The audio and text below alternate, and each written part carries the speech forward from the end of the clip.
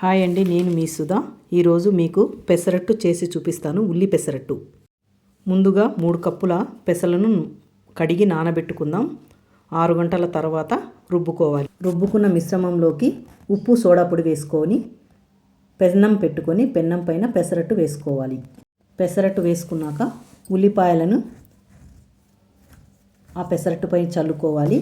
చల్లుకొని అట్ల కాడుతో ఇలా ఒత్తుకోవాలి. కాస్త గోల్డెన్ బ్రౌన్ కలర్ అనిపించాక తిప్పివేయాలి. అట్టును తిప్పివేసాక రెండవ సైడ్ కూడా కాల్చుకుంటే ఉల్లి అట్టు రెడీ.